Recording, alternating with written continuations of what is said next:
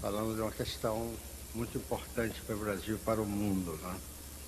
Na realidade, eu vou iniciar mostrando as razões desse projeto de lei, o que é que está por trás disso, né?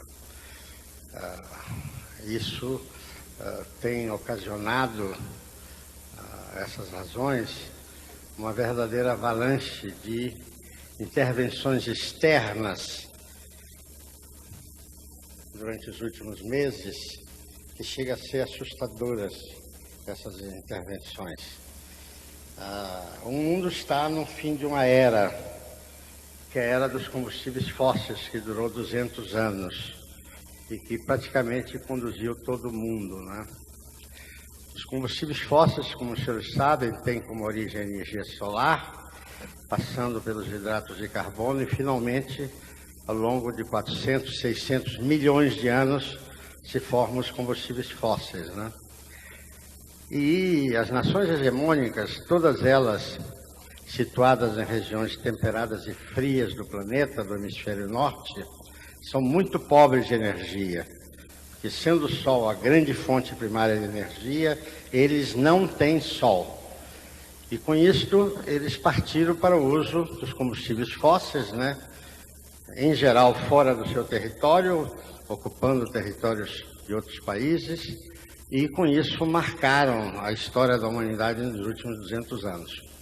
Mas como os combustíveis fósseis são não renováveis, eles terminam, na realidade eles impuseram ao mundo um modelo suicida, porque ao acabar esses combustíveis fósseis, e como a energia é o grande motor do mundo, né?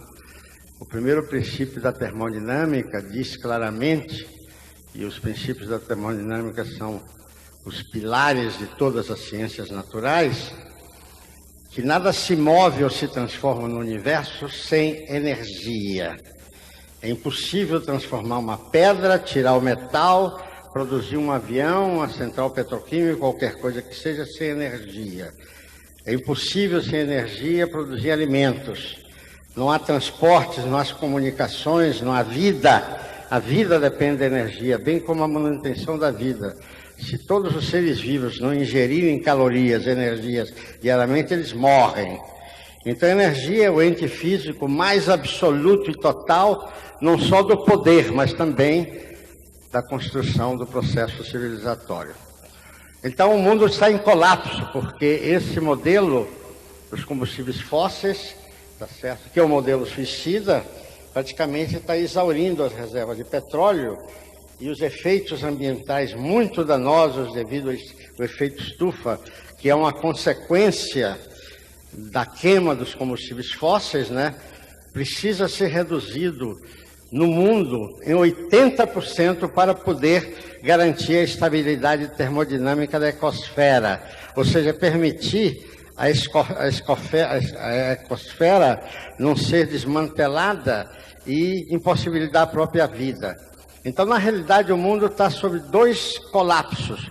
O colapso dos combustíveis fósseis e o colapso ambiental do efeito estufa, que está multiplicando, que está, provocando efeitos muito danosos, furacões, tornados, que pode fundir a calota polar Antártida e elevar em 120 metros o nível dos oceanos e dos mares.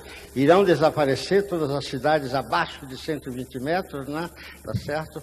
Então, o mundo está sob grave perigo, a vida também, e o processo civilizatório ainda mais. Então, nós estamos num momento crucial da história da humanidade, né?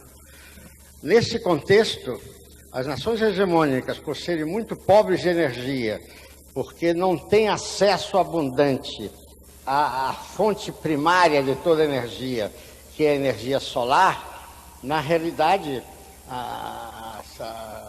todas as energias utilizadas pelo homem, em todos os tempos, vêm do Sol, com apenas 3 exceções, que é a energia das marés, que resulta do campo gravitacional Terra-Lua, A energia geotérmica, que o núcleo da Terra é metal fundido, ferro, níquel fundido, e que aflora quando um lençol de água passa próximo a esse núcleo quente, né?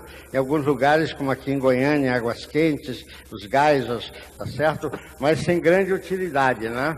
E as duas formas nucleares, né? A fissão nuclear e a fusão nuclear. A fissão nuclear resulta da energia liberada na ruptura dos núcleos de átomos pesados, urânio, por exemplo. Mas a fissão nuclear oferece perigos descomunais, como a insegurança muito grande da tecnologia existente, haja visto os dois grandes acidentes que, por milagre, não se transformaram em grandes catástrofes, como o acidente de Three Mile Island nos Estados Unidos e o acidente de Chernobyl na ex-União Soviética. A Chernobyl, que era considerado um dos mais seguros reatores do mundo, nunca tinha estado por falhas humanas, não destruiu a Europa por milagre, porque naqueles dias o vento estava dirigido para o Polo Norte. Se tivesse para o oeste, provavelmente tinha contaminado de plutônio toda a Europa. Mesmo assim, há regiões extensas da atual Rússia que nunca mais vai poder ter vida, né? Porque está altamente contaminado, tá certo? Além disso, a fissão nuclear produz um monstro de 1 milhão de cabeças, que é o plutônio. 1 micrograma de plutônio mata uma pessoa. 6 quilos de plutônio matam 6 bilhões de habitantes sobre a Terra. E o plutônio, que não existe na natureza, tem uma vida média de 130 mil anos, que corresponde à sua radioatividade cair à metade. Ou seja, dentro de 500 mil anos, esse plutônio criado pelo homem continuará matando. A civilização neandertal tem 100 mil anos para trás. O plutônio mata 500 mil anos para frente. É uma verdadeira monstruosidade. Eu, por acaso, fiz a minha pós-graduação em física nuclear. Não sou amador, né? E a fusão nuclear. A fusão nuclear, pelo contrário, é relativamente limpa, né? E resulta da transformação da matéria em energia, na relação de Einstein. Energia igual a m matéria vezes a velocidade da luz ao quadrado. A velocidade da luz é de 300 mil quilômetros por segundo. Ao quadrado, dá um aumento descomunal da produção energética. Uma grama de matéria produz energia de 1 milhão de toneladas de petróleo. 1 grama de matéria. Só que o homem não consegue fazer um reator a fusão nuclear, porque a fusão nuclear ocorre a dezenas de milhões de graus. E nessa temperatura tudo se torna gás rarefeito, né? O que em física se chama um plasma. Eu trabalhei em fusão nuclear. É impossível controlar os resultados da fusão nuclear. É impossível. Não acredito que nunca o homem vai ter um reator a fusão nuclear. E se alguém tivesse um reator a fusão nuclear, domina o mundo, porque energia é o grande instrumento de poder e do processo civilizatório, tá certo? Entretanto, a natureza tem um reator a fusão nuclear. Bilhões, que são as estrelas. Quer dizer, e a nossa estrela é o Sol. No fundo, o Sol é um reator a fusão nuclear. No seu núcleo se transforma a matéria em energia, e essa energia se espalha pelo universo e vai alcançar uma poeirinha situada a 150 milhões de quilômetros, que é a Terra, num filete extremamente estreito de energia. Essa energia vindo do Sol chega a essa poeirinha, ao hemisfério da Terra, e joga sobre a Terra uma quantidade de energia equivalente a todas as reservas de petróleo descobertas em todos os tempos, incluindo as não descobertas apenas inferidas. Então, na realidade, nós estamos vivendo a civilização de um dia de energia solar. E, claro, essa energia solar, ela não é equanimemente distribuída no planeta, no hemisfério da Terra. Ela se concentra nas regiões tropicais. E ao se concentrar nas regiões tropicais, tá certo? Quer dizer, o Brasil é o único continente dos trópicos. Então, nós estamos predestinados a ser a grande potência energética do planeta Terra, por essas circunstâncias que são dadas pela física e pelos princípios da termodinâmica. Nessas circunstâncias, quando os países hegemônicos que se transformaram em hegemônico pela capacidade de matar e de dominar os outros povos pelo medo, impuseram ao mundo esse modelo dos combustíveis fósseis. E que, sendo não renováveis, estão se exaurindo, né? Estão se exaurindo, e nações importantes, como, por exemplo, os Estados Unidos, têm petróleo no seu território para apenas 3 anos. O Japão para 0 anos, a Alemanha para 0 anos, a França por poucas semanas. Então, o mundo hegemônico está condenado à decadência e inviabilidade por falta de energia. Sem energia não é possível o processo civilizatório. E nessas circunstâncias estão começando a ficar muito nervosos, muito ansiosos, e não é por acaso que os Estados Unidos, que têm petróleo para 3 anos, ocuparam com aquela violência que todos os senhores conhecem o Iraque, né? E já estão ameaçando ocupar o Irã. Agora, o Iraque e o Irã é uma insignificância energética comparada com o continente tropical, com a nossa Amazônia. Então, nós estamos condenados a, digamos assim, a uma encruzilhada. Ou nós tomamos conta do nosso território, mantendo a soberania e mantendo isso sob o controle que é histórico do povo brasileiro, ou vamos sofrer coisas muito piores do que o Iraque. Porque o mundo hegemônico, com seu poder de matar, seu poder nuclear, não mede consequências. Não mede consequências. E o que está ocorrendo com essa ansiedade de ocupar a Amazônia por projetos de lei da nação brasileira é uma coisa absolutamente inominável, né? Inominável. Quer dizer, esse projeto das florestas, quer dizer, essa energia solar, antes de tocar nesse segundo ponto, a energia solar é uma quantidade gigantesca de energia, né? Quer dizer, por dia equivale a todas as reservas de petróleo, inclusive as não descobertas ainda, né? Mas inferidas, tá certo? Essa energia é muito dispersa, por isso a energia solar não tem tido uma utilidade maior na história da humanidade. E claro, quando surgiu o uso dos combustíveis fósseis, praticamente se ignorou a grande fonte de energia, que é precisamente a que vem do Sol. E o Brasil dormiu no ponto, não assumiu o seu papel ante a humanidade. Entretanto, quando o governo brasileiro, através da Secretaria de Tecnologia Industrial, que eu dirigi e que implantei o Programa Nacional do Álcool, foi uma coisa evidente, óbvia, porque essa energia solar, ela é de difícil captação e de muito mais difícil armazenamento. Não existe tecnologia para armazenar grandes quantidades de energia. Quer dizer, uma bateria de um carro que usa chumbo, ácido, etc., a gente vira 20 vezes, acaba a energia absolutamente irrisória, e é muito difícil armazenar energia. Entretanto, a grande descoberta brasileira, a única no mundo, e que hoje o mundo considera como a grande solução futura para o mundo, isso foi dito com todas as letras em maio passado, no Fórum Mundial de Energia em Bonn, já havia sido dito antes em Houston, em 1980, na Conferência Mundial de Energia. Essa energia eletromagnética do Sol é captada pela fotossíntese da planta, e com os dois ingredientes, anidrido carbônico e água, forma-se os hidratos de carbono. Os hidratos de carbono não só é a origem da vida, como é a base do futuro energético do mundo. São os açúcares, os óleos vegetais, os amidos e a celulose. E essa energia é perfeitamente controlada, é física, é materializada, são produtos químicos, quer dizer, a partir do açúcar que se forma nas plantas, na cana-de-açúcar, na beterraba, etc., se fermenta aquele açúcar e se obtém um álcool, que é um combustível muito superior à gasolina, que tem o dobro do nível de octano, o dobro de potência, e não é contaminante, não é poluidor. A partir do óleo vegetal,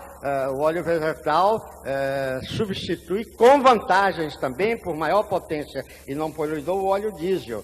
Quer dizer, a partir das florestas renováveis, que serão constantemente replantadas, né, nós podemos produzir energia calorífica e produzir a eletricidade que quisermos.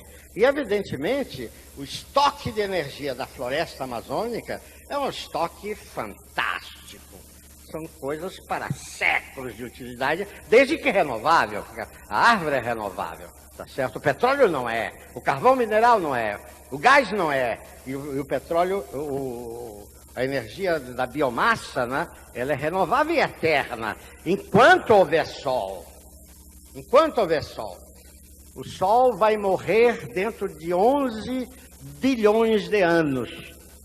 O sol, com aumento da entropia, vai apagar. Mas, companheiros, amigos, tem muito tempo pela frente, né? Vamos utilizar também a vida, se exterminará quando o sol acabar, quando o sol apagar. Isso vai ocorrer.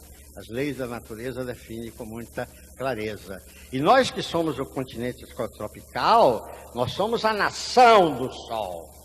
Akhenaton IV, 14 séculos antes de Cristo, criou a primeira religião monoteísta, né, no Egito, né, criou a Cidade do Sol, fez um hino ao sol maravilhoso, que é um tratado de termodinâmica, embora a termodinâmica como ciência surgiu no final do século XIX. Akhenaton fez um tratado de termodinâmica através do hino ao Sol, 14 séculos antes de Cristo. E, quer dizer, criou a nação do Sol, né? A nação do Sol verdadeiro não é o Egito, é o continente brasileiro. É o único continente das regiões tropicais. Então, nessas circunstâncias, né, com o fim da era do petróleo, enquanto o petróleo leva 400, 600 milhões de anos para se formar, como hidrocarboneto, o girassol leva 3 meses, vindo também do sol. Você planta o girassol, 3 meses depois você tem um óleo magnífico que substitui o óleo diesel, mais potente e não poluidor. Então, essa condição de ser a nação do Sol, de ter a maior proporção de água doce do planeta, porque é preciso água para se formar os hidratos de carbono. Nada é anidride carbônico. O anidride carbônico é extremamente abundante na ecosfera. E a água, nós somos a nação que temos 24% da água doce do planeta. O segundo país é o Canadá, com 14%. Só que, na maior parte do ano, a água no Canadá é pedra, é gelo. E não é água, enquanto que no nosso continente ela é sempre água. É uma nação predestinada a ser o grande fornecedor energético para sempre, né, do mundo, com essas duas componentes, sol e água, sol abundante e água abundante. E a sociedade brasileira, por causa desse modelo suicida dos combustíveis fósseis, ignorou esse fato. Mas o mundo sabe, o mundo sabe. O mundo sabe e, evidentemente, vê o continente tropical e a região amazônica como o filé mignon do planeta, porque sem energia nada é possível. Ademais, a região amazônica acrescenta uma imensa proporção de água, 80% dessa água do Brasil está na Amazônia, tá certo? Além de grandes espaços vazios, nós precisamos de territórios vazios para poder produzir essa energia limpa e renovável, né?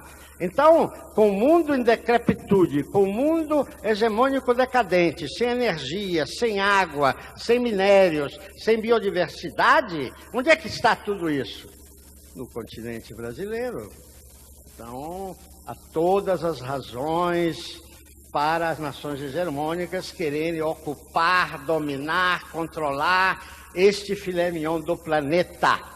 E, evidentemente, expulsar o povo brasileiro, ou massacrá-lo, ou escravizá-lo, como já está começando a acontecer.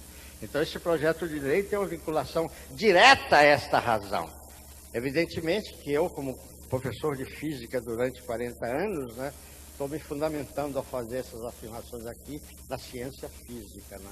Se os princípios da termodinâmica, que são os pilares de toda essa ciência, continuar válido, e se não deslocarem o Sol para Nova York, o que eu acho muito difícil, todas essas afirmações que eu fiz aqui são fundamentadas na ciência. Desafio a qualquer pessoa no mundo para contestar essas afirmações. Nós somos uma nação predestinada a abastecer o mundo de energia. Claro, como a energia predominante é fóssil, está acabando, o mundo está em guerra por causa disso.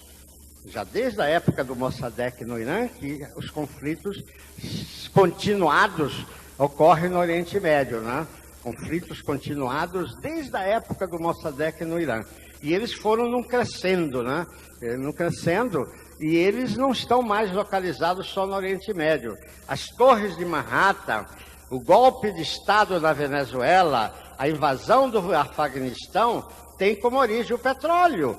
O terrorismo no Arocha, em Madrid, recentemente, tem como origem. Quer dizer, o mundo está caminhando para um terceiro conflito apocalíptico nuclear devido à questão energética, devido à questão petróleo. Então, também aí, nós temos uma contribuição fundamental para a humanidade. Nós somos o único país capaz de salvar o mundo do colapso energético, evitar o efeito estufa e dar a paz ao mundo. É um projeto grandioso que nós merecemos, né, o povo brasileiro. Entretanto, seus dirigentes, não sei por que causas, ignorância, má fé, traidores, não sei o que eles estão fazendo tudo para evitar que o Brasil desempenhe esse papel fundamental na humanidade, que o nosso destino histórico nos obriga. E é uma avalanche de intervenções externas, quer dizer, essa questão de ceder 40 milhões de hectares das florestas amazônicas a instituições duvidosas, que são essas ONGs, tá certo? A questão da entrega recente, transformada em reserva indígena, ao lado do Yanomami, da Raposa Serra do Sol, né? Uma das regiões mais mineralizadas do mundo, as agressões que estão ocorrendo para se apoderar do aquífero Guarani, o maior aquífero do mundo, tá certo? Denunciando a região de Foz do Iguaçu como uma região de terrorismo, para desacreditar aquela região, e já tem uma base norte-americana situada na fronteira do Paraguai, pronta para invadir, quer dizer, aquela região e se apoderar do aquífero Guarani. Antes disso, o Banco Mundial já está fazendo concessões de acesso a essa bacia hidrográfica, essa bacia subterrânea, né, que é a maior do mundo, simplesmente. Então, é um conjunto acelerado de agressões organizadas, dirigidas por essas ONGs, que são financiadas por grupos financeiros internacionais e que irão transformar, quer dizer, na substituição das ONGs do Estado brasileiro, um país que vai virar uma colônia, um protetorado vil. Quer dizer, na realidade, o ministro Rezec, que está agora na Corte de Haia, fez a seguinte afirmação: ceder áreas de 500 mil hectares, totalizando 40 milhões de hectares, tá certo? Por 60 anos renovável, isso é entrega de território. Nunca mais o Brasil vai recuperar essas áreas. Isto é crime de lesa pátria. O que os portugueses fizeram durante 400 anos, preservando as nossas direções continentais, nós brasileiros, através do Congresso Brasileiro, queremos entregar. Não é possível uma coisa dessa. É uma coisa inacreditável, inaceitável e demonstra uma traição profunda à nação brasileira, em que os nossos filhos não terão direito de viver e serão escravizados. Eu, quando falo aos jovens, costumo falar intensamente nas universidades. Antes de ontem mesmo, falei para 500 jovens do Rio Grande do Sul, Santa Catarina e Paraná, e disse para eles: em sendo dado continuidade ao projeto de entrega das empresas estratégicas nacionais, que são as empresas de economia mista, não são empresas estatais, são empresas de economia mista, com a entrega do território, com todas essas medidas, com a entrega da reserva de petróleo por essa organização nefanda que é a Agência Nacional de Petróleo, a entrega da reserva de petróleo já descoberta pela Petrobras, vocês jovens só têm duas alternativas na vida: é de ser escravos ou canalhas. E dizia eu, não há muito lugar para canalhas. Então, senhor presidente, essas são as razões sobejamente conhecidas pelo mundo. Isto é conhecido em toda parte do mundo. O governo dos Estados Unidos me convidou 2 vezes, por ter sido eu o elaborador e o montador do Programa Nacional do Álcool. Eu tive a oportunidade de conversar fazer palestra no Congresso americano, falar com vários ministros, discutir com os boards das grandes corporações de petróleo, e todos eles veem a era do petróleo como finalizada, né? O que vem agora são as energias renováveis e limpas. Não há alternativa. Quer dizer, os trópicos e o Brasil terão um papel fundamental no futuro da humanidade. Agora, depois de amanhã, vamos ter uma reunião no Rio de Janeiro com 28 chineses, com o governador da importante província, que vem ao Rio de Janeiro assinar o protocolo com o Instituto do Sol que eu dirijo, com o objetivo de nós montarmos um programa de biodiesel na China. Mas o potencial da China é muito pequeno, porque não tem sol, território completamente ocupado, zonas desérticas, zonas hibernais cobertas de gelo o ano todo, então as possibilidades deles são pequenas. Os senhores imaginem, quer dizer, a China, que está crescendo quase 9,5% há mais de 10 anos, né, num fenômeno de desenvolvimento fantástico, está usando o carvão mineral, que é a única coisa que eles têm. E com isso está provocando efeitos danosos para o efeito estufa, né? Quer dizer, depois dos Estados Unidos, que é o grande poluidor, e que, por questões da sua indústria, não poder abrir mão do carvão mineral, 82% da energia elétrica dos Estados Unidos vem de combustíveis fósseis. Então, quer dizer, reduzir 80%, como as organizações ambientais americanas exigem, para evitar o efeito estufa nos Estados Unidos, vai fechar uma alta proporção da sua geração de energia elétrica. Evidentemente, os produtores pressionaram o presidente dos Estados Unidos e o presidente dos Estados Unidos comete esse crime contra a humanidade de se recusar a assinar o protocolo de Kyoto. Claro que a China não tem poder nuclear para conseguir uma coisa dessa natureza. E a China está em situação desesperadora, porque está queimando carvão mineral de uma maneira descontrolada, né? E a China, depois de uma conversa de 2 horas com o embaixador, a elaboração de um documento amplo e mandado para a China, a cúpula chinesa decidiu que o país ideal para a China se relacionar é o Brasil, porque o Brasil poderá suprir de energia limpa o que eles não têm, e renovável para sempre, né? Evidentemente, essa proposta, essa decisão foi tomada, foi dada à embaixada na China. Agora, os senhores imaginem o que será o acesso do Brasil ao maior mercado do mundo. Não é só de energia, de alimentos também. Aliás, alimentos é uma forma de energia. Será um salto fantástico no nosso mercado externo, na produção de dezenas de milhões de empregos para brasileiros, de riqueza nacional, e depois da China vem a Índia, vem o Japão, vem a Alemanha, vem uma série de países que estão em situação desesperadora. E o único país capaz de resolver o problema de todos eles chama-se Brasil. E os brasileiros se recusam a isso, num crime de lesa pátria inacreditável. Meus senhores, nós não podemos permitir isso. O que está em jogo é a vida dos nossos filhos. O que está em jogo é a sobrevivência do país como nação soberana. O que está em jogo é a dignidade humana, porque nós vamos resolver o nosso problema muito bem, mas vamos ajudar o mundo a resolver o problema. Até os Estados Unidos precisam de nós. E nós somos uma nação generosa, né? Nós somos generosos. Se eles sentarem aqui e começarem a conversar seriamente e não ameaçarem, ameaçarem de morte, coisas desse tipo, nós vamos conversar com eles tranquilamente e podemos ajudá-los. Eles precisam de nós não precisamos deles. A questão energética é uma questão crucial. A questão da água é outra questão crucial. Então é necessário que nós brasileiros assumamos este papel de responsabilidade com os nossos filhos e com a humanidade. A questão energética é uma questão bem conhecida na história da humanidade. O Império Romano se alimentava de energia das florestas da Núbia e cortava as florestas e com isso eles desenvolviam a sua produção, os banhos romanos, tudo isso com a energia que vinha da floresta da Núbia. E não tiveram o cuidado de renovar aquela floresta, cortavam e iam embora. E isso construiu o deserto do Saara. Na hora que a floresta da Núbia estava destruída e não foi replantada, os romanos decidiram ir buscar a energia que eles não tinham na Europa Central.